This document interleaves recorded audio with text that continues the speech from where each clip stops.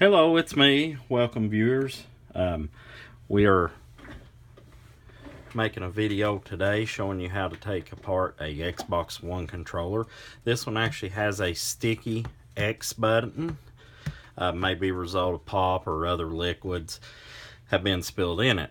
It's rather simple. The only tools you may need to do this is a flathead screwdriver, small. This is a Torx bit made by WIA. It's a T8. As you can see, it's a security bit which has a little hole in the end. That hole allows the screw, which has a pin sticking out of it, to be removed with this particular screwdriver. So first thing to get started, we must flip our controller over, as you see, slide off the battery compartment. This particular one has a rechargeable battery pack in it, so we will remove that and lay it to the side, as that will not be required. Now, the reason you have the flathead screwdriver, you can gently prise in this crack, as you can see, on either side, or myself, I can actually take my fingernails and stick inside there and unsnap those handle grips from each side. As you can see, they just a little bit of force, they'll come loose. They do not break. Now at this point, you'll see there is a sticker inside here. The sticker must be removed. It contains the serial number, model number, and such of the controller. So you can use a screwdriver to gently prise underneath the label, if you will. Sometimes they're hard to get off there, other times not so much. So please bear with me as we try to remove this one. You can as well use an X-Acto knife to get started underneath, or just a standard pocket knife. If you have one handy, you can get it starting underneath the sticker, then gently remove it. As you can see, that's coming right up. And the purpose of removing this label, underneath there is another screw that is required to be removed for the to take the controller apart.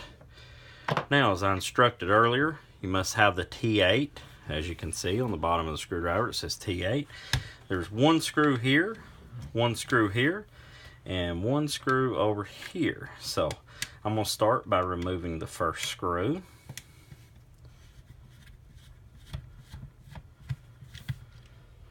Lay the screw to the side. Then you have the other screw.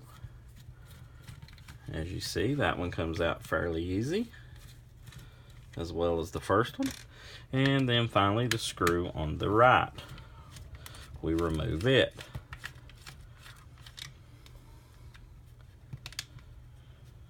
It's hard to get those out of there sometimes. You can use your flathead screwdriver if you need so to prise that, or sometimes you can turn it over and just dump it out and it'll fall out of the hole. Now that we have those three screws removed, there's two screws remaining. One is in the lower portion of this controller, as you see right there, and another one directly across from it on the other side. Unscrew it gently, and it fell right out. Turn it upside down, dump that side, and now the controller is ready for disassembly. As you see, the faceplate fell right off. See, come right off. Lay it to the side, flip your controller over. You can see the vibration motors here that allows the controller to give you the vibration effects. And looking at the X, we can see that there more than likely has been something has been spilled in that.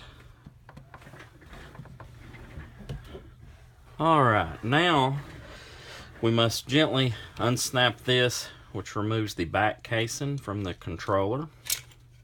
As you see, we can lay that over to the side now. These motors just barely sit in here. They're for the vibration effect. So we're going to flip the controller over now. Now to get to the buttons, we're going to have to remove a few screws that holds this green circuit board on, and this is done with a T5 Torx bit. This one is not a security screw, so just a standard T5 Torx is all that's needed to disassemble this part. As you can see, that screw come right out. There's another one right here back behind the vibration motor as well. We will remove that screw. We'll dump it out of there as well. Lay it over to the side. Now, that should be all of these screws that's required to remove the circuitry. I'm going to go ahead and push these motors down and lay those out to the side like that so we do not damage those.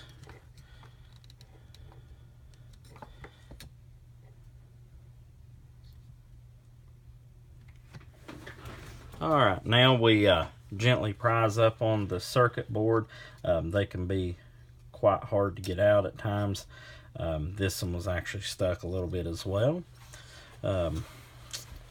Anyway, you just kind of wiggle it up through there. And it will, you might have to even put the motors back in the hole, back in their home spot before you disassemble. So, just try to gently twist that up. Got to watch those wires. They're small gray wires. Goes around to the side there. As you can see, everything gets hung. It just takes a little finessing to get these things taken apart. Is it simple? Absolutely not. On a scale 1 to 10, 1 being the easiest, 10 being the hardest, I would probably rate this personally, I don't know, I'm going to say maybe a 6, as long as you have decent skills. As you can see, these controllers, they plug in here and here, plugs in the bottom circuit board, so there's quite a bit in these controllers. I guess that's why they charge so much for those. Now the next thing we'll do in this lower circuit board, we're going to remove these screws. There's 1, 2, 3, 4, 5, 6 screws, and that will now gain us access to the buttons on the other side. So once again, you can fast forward through this if you do not want to sit and watch me take out these screws, because we all know how fun that is. 2,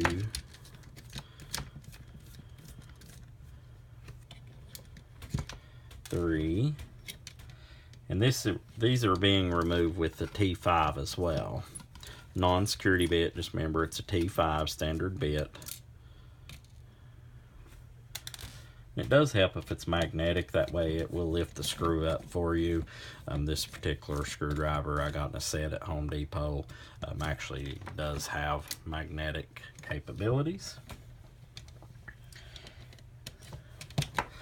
Lastly, this should be the last screw. Biggest thing is you take this stuff apart, make sure that all your screws are out before you get to prizing around and get mad and tear up your controller. Then you end up at Walmart or one of the video game stores purchasing a new one. Obviously, I like to fix everything instead of purchase. Now the next hardest thing, like I say, is getting all these wires to cooperate to where you can get down into the lower section. I'm just looking everything over, seeing how everything is made, see what our next process is. So I'm going to take a flathead screwdriver, gently prise up on that as that lower circuit board snaps into place on the controller itself.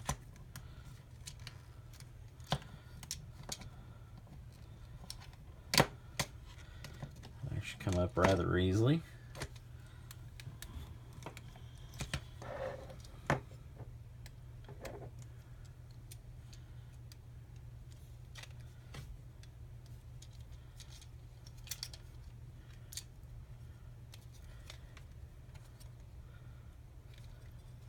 This pad right here is actually the pusher pad for the B button.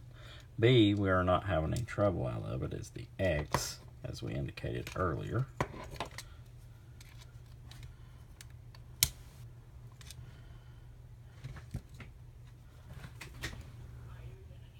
Okay, now we have prized up the circuit board from the controller, and as you can see down in there, you're able to push the buttons up out of the hole, and then you can push out the X button and get it in your possession. This particular one has looks like maybe there have been some soda or something spilled down in there, maybe even some candy. I'm not sure exactly what has caused the issue, but now what we'll do, we'll use some alcohol and clean this off, or ever how you want. You can use mild soap and water, like I say, or alcohol. It doesn't really matter ever how you want to do it. Alright, now we've cleaned our X and we put it back in there. Gently push down on the circuit board. Got it all lined back up. When you get everything lined up, everything will actually just kind of fall in place. There's some locator pins. I don't know if you can see them good enough on the video, but there's like a pin right in here that locates, and there. That just makes sure that your circuit board is actually in there straight. Now, for a reassembly, basically you just reverse your process. The way you took it apart, you put it back together the same way, just in reverse. Once again, we was talking about the magnetic screwdriver. It really aids. As you can see, I dropped that screw in there. So tweezers, sometimes you can use tweezers as well. Tweezers will really help you locate the screws, get those in their home position before you start using your screwdriver to tighten down the screws, if you will. And don't over tighten them, just snug is good. They don't have to be very tight at all. There's 3 screws goes across this top. Once again, as we discussed earlier, if you'd like, you can fast forward through this part if you don't want to see the screwing down of the circuitry inside the controller.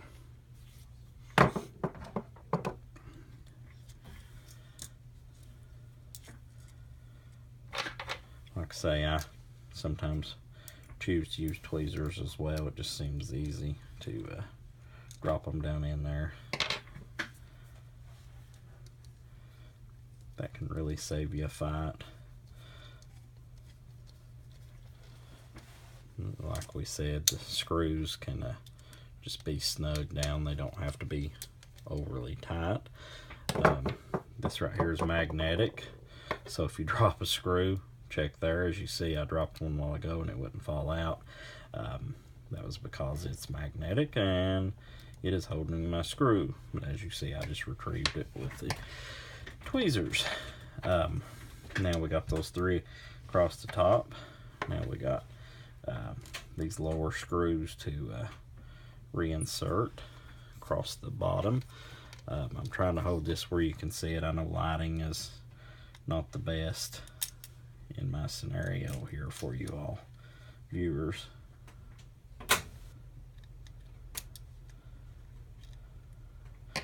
Got that one in there.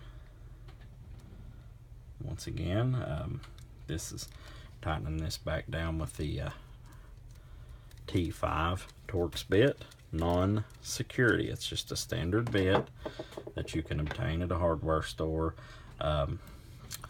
They're pretty easy to find. Like I say, the hardest to find is where they're small. A lot of your hardware store starts at like a T10, so you might have to go like a local Home Depot or Lowe's, or maybe even order it. I don't know. You know, it depends on your region or area. what hardware stores that you have, which would obviously warrant the availability. Maybe even Harbor Freight. I have not checked there. I know they usually have about anything you need.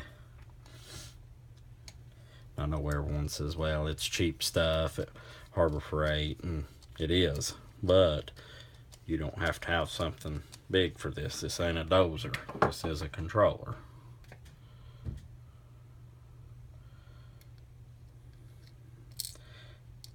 And then once again, I'll say this, if you got to go out and purchase all the tools for this, you may be better off to go to your local GameStop and go ahead and purchase a new controller. Because if you end up $50 worth of tools, you probably didn't benefit yourself, not one bit. But in the event that it happens again, you will then have the tools. So that's your call if you want to own a set of these tools.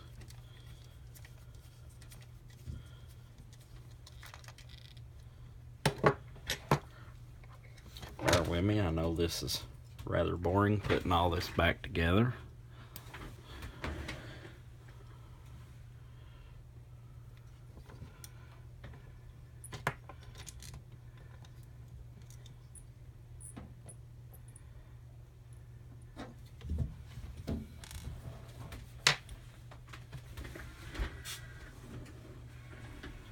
Alright, now we're ready to put the upper circuit board in. You kind of got to wiggle everything around, make sure your wires ain't stressed and such when you put those in.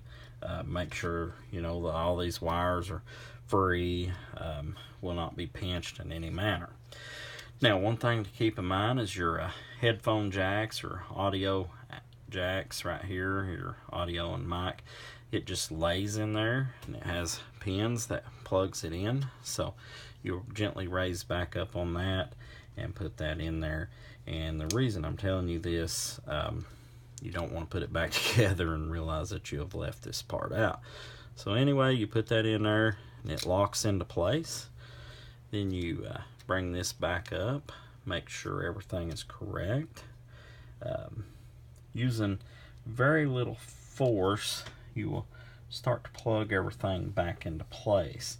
The upper circuit board plugs into the lower one, so you want to make sure that you use just kind of firm pressure to snap all that back into place as you go along. As you see, this is went together fairly well. So we use firm pressure. You can see the jack is held into place. Don't appear nothing to be out. Everything appears to be correct like it should be.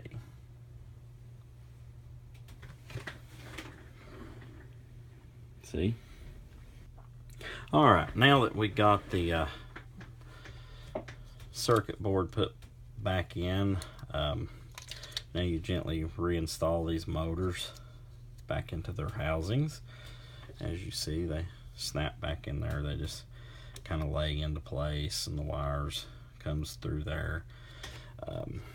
Same on the other side, and just push your wires over there. You do have to, that I did not tell, you got to tighten this screw up and this screw up in the controller itself.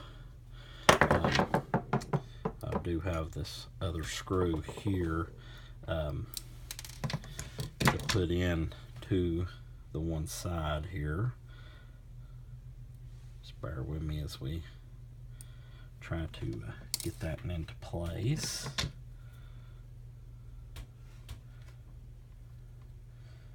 These screws can be a bear, especially if you got big hands.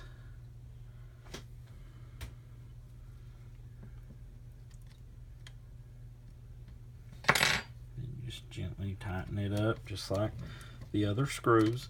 and that will hold the circuit boards into place and make sure that your connections are made properly. Alright, now as you see, that motor fell back out. We'll put it back in there. It ain't no big deal. Now you just reverse your process once again. Make sure your buttons are working properly. As you see, that does. It works very well. You can ensure that they're working by getting a slight click when you pull your buttons. If you can hear that click,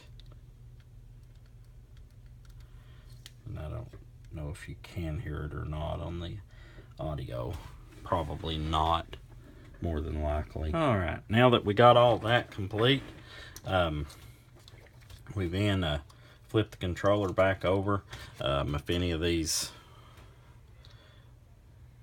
game pads has come off, you can gently push that back on. You can ensure that it has all range of motion before you reassemble. Flip this thing over, be my recommendation. Once again, check your wires, make sure they're in good shape. Then take your back of your controller, take it, look at it, make sure there ain't nothing obstructing it in any way at all, and then you will gently lay that into place. Kind of snaps down on there. This is something you might have to finagle with to make sure that you get it into place properly.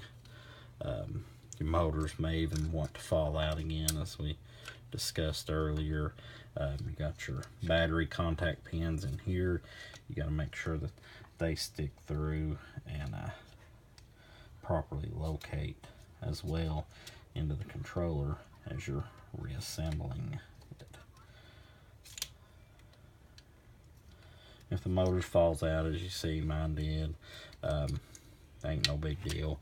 You can put them back in at any point in time. So anyway, just make sure you get that snapped on the back of your controller, and then we'll move on to the front after we get this snapped in here.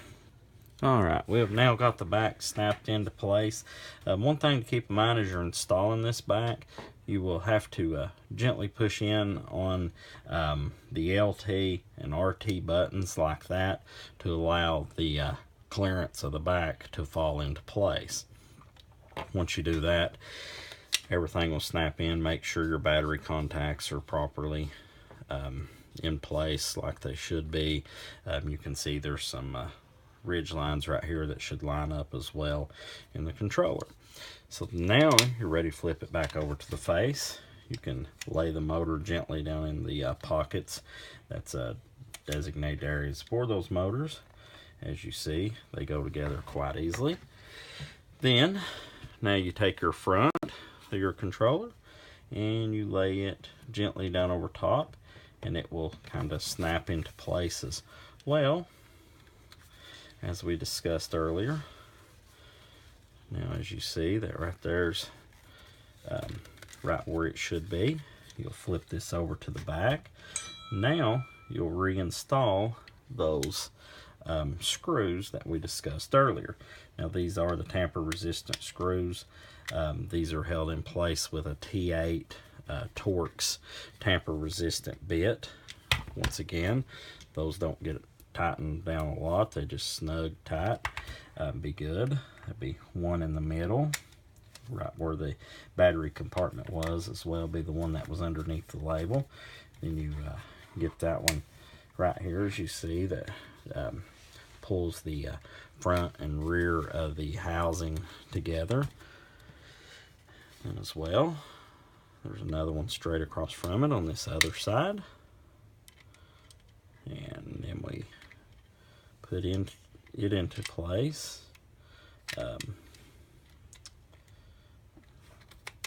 These are a little larger screws, so they're not near as hard to deal with. Now that one's snugged down. Now we have our final two, which would be one here and one right here. So here we go. Put that in there. Tighten it down there. good and snug, not to bust it out or strip the controller. Do the same on this side. Tighten that down. Now, what we can do is verify that that button works, that button works, works. Range of motion, push in. Range of motion, push in. Works up and down. Button works. You can verify the buttons does work now. Then you want to flip the remote over to the back side, reinstall the handles. Like I say, they just snap into place. You can hear those click. They're very easy to install. Same on this side. Give it a pop. You can hear those snap into place. Then you're ready to take your battery pack. Like I said, this one is a rechargeable pack. Oh, sorry. We want to reinstall our warranty / model sticker underneath the battery. I almost forgot that. Sorry. Just put that back down underneath there, and then you'll have your serial number and stuff in case you log that stuff. In case it ever gets stolen, you can identify yours. Then reinstall the back on your controller, and you're good to go. You turn it on, as you see. It's good to go. I hope you enjoyed this video. I hope you find it helpful, and if you need anything, please check us out later for instructional videos. Thank you.